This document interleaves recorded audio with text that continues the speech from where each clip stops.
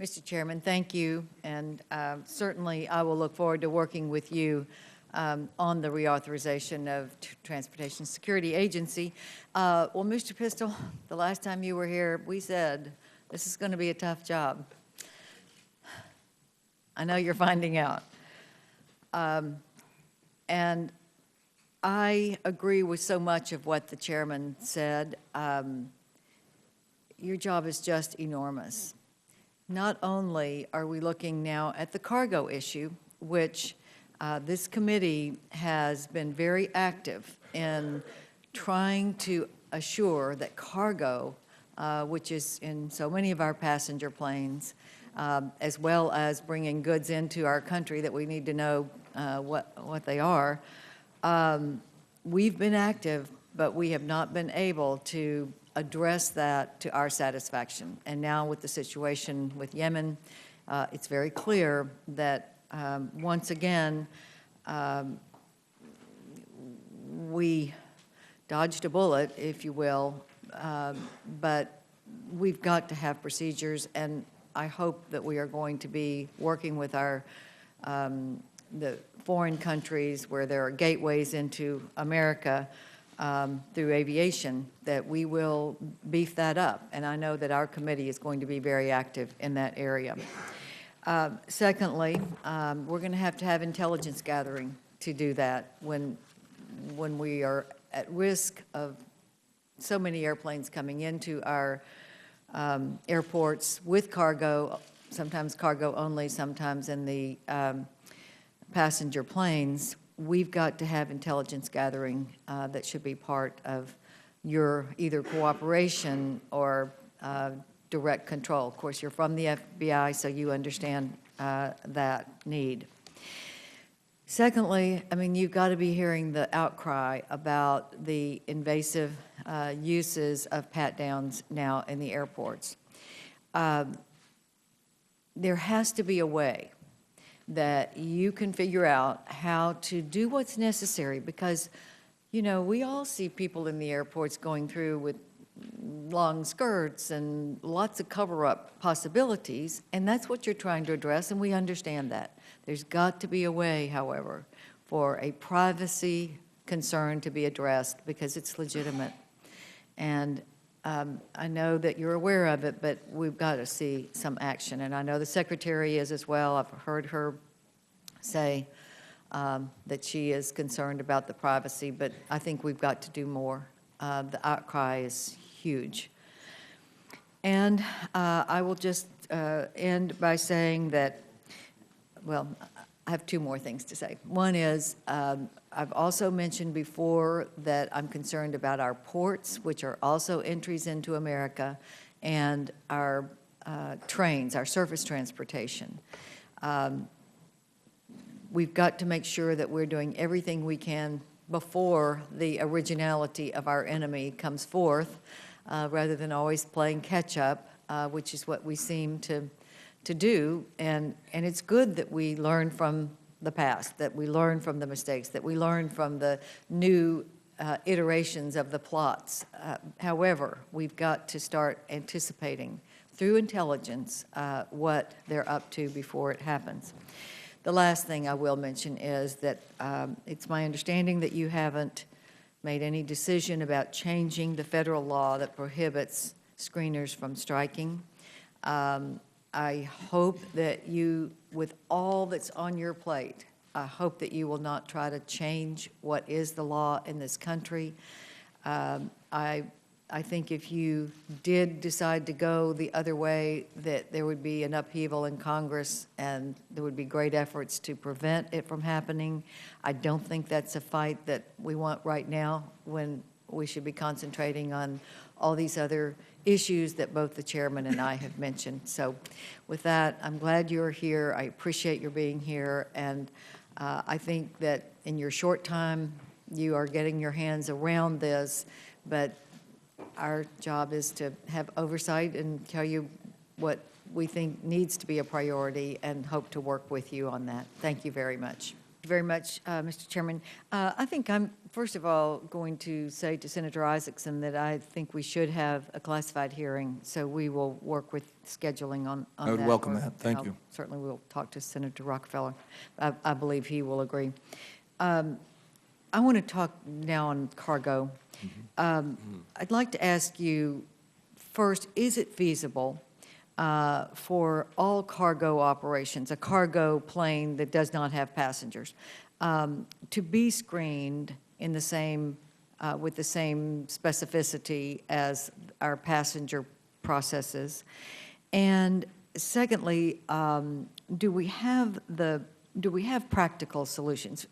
And what I'm getting at is there are now imaging machines that are used on the border for trucks for going across the border. Are those technologically feasible to be used for air cargo, and is it also an affordable option that would be a common sense option? So in response to your first question, it is not practical at this point to screen 100% of air cargo worldwide, if that's the question. We do screen, of course, 100% of all air cargo on passenger flights in the U.S. as of August, based on the 9/11 Act. And we screen what we describe as 100% of high-risk cargo coming into the U.S. on passenger flights. Now, that being said, there is still a lot of cargo out there. There's almost 9 billion pounds of cargo that come into the U.S. every year, about 2/3 on cargo flights, the other 1/3 on passenger flights. The challenge becomes those packages coming from not from known shippers, the large companies that either the government and or the actual cargo companies have a relationship with. So, for example, the 2 packages coming out of Yemen, an individual goes to a freight forwarder that then sends it to Dubai, and that's where the U.S. cargo carrier picks it up. The challenge is in that supply chain, can we assure with 100% confidence that packages have been properly screened? And frankly, we can't do that right now. So what we're doing is working with the International Civil Aviation Organization, ICAO, which just passed a security declaration last month in Montreal. Their triennial meeting. I was there with Secretary Napolitano. 190 countries signed off on this security declaration, mostly focused on passenger, but also some on cargo. We're also working with the International Air Transit Authority, IATA, which deals with over 230 airlines around the world. And everybody has the same interest to make sure that all the businesses, that their flights are safe and secure. Is how do we best accomplish that? And so ICAO and IATA are actually working on capacity development issues with some of these countries that perhaps don't have the same screening capabilities that we have in the U.S., and so that's part of our challenge.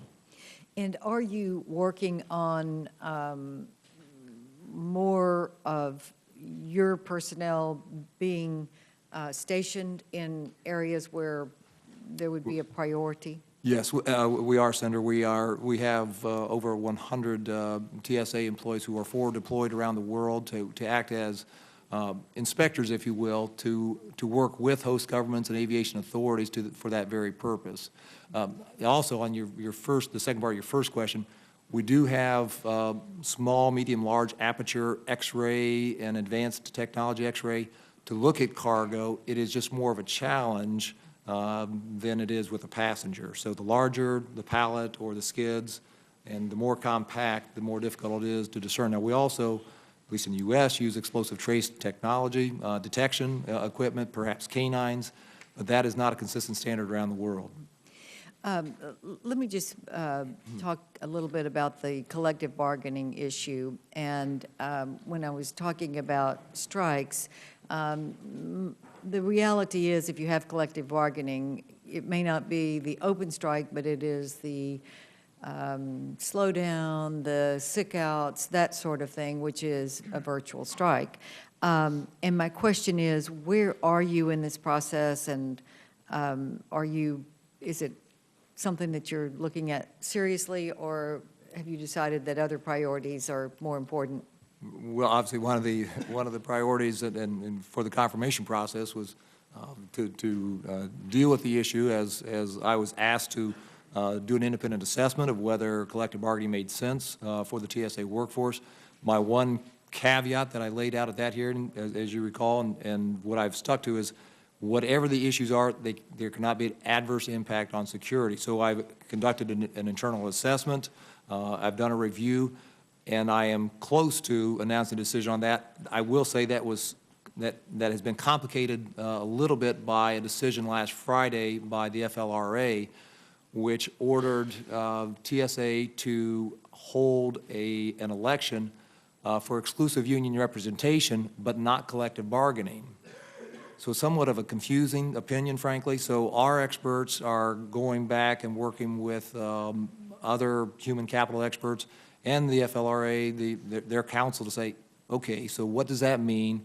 How can we inform the workforce? But I would say I'm hoping within the next 30 days to make an announcement about where I believe we should be going in that regard. So the Federal Labor Relations Board is ordering TSA to have an election? Yes, so the election, the decision basically says that we should have an election for exclusive bargaining with one bargaining unit, one union, but not for purposes of collective bargaining. So just for purpose of a representation, which, again, it's frankly doesn't make a whole lot of sense. So we're working through that, and I'm confident that we'll have a good way forward. I'm glad you think it doesn't make a lot of sense. Thank you very much. I do just have one more. This rather high-profile person, Mr. Tyner, who left the San Diego airport after refusing to undertake the full body scan, now it's being reported that he is being investigated and that he may face up to a $10,000 fine. Is that the procedure? Are you investigating him? Two parts of that. I've learned that TSA has the administrative authority to fine people who try to smuggle items on planes, and that's where prohibited items, things like that. And that has been fairly common several thousand times where that has happened. I'm not aware of any instance where somebody who has refused screening has ever been fined, so it is being reviewed. I would not, I don't want to prejudge anything, but I do not anticipate anything coming from that other than working with the public to say, look, this is for your safety, security, work with us. This is a partnership here.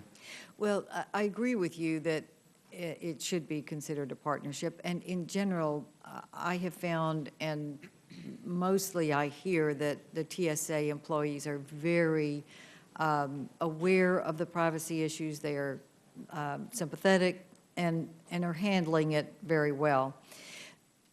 But is it the policy of the agency not to find someone who decides they do not want to be screened and therefore they leave? The policy is silent as to that issue, so it comes up for a decision. And so when all the facts are made, when I'm briefed on all the facts, then I'll make a decision on that.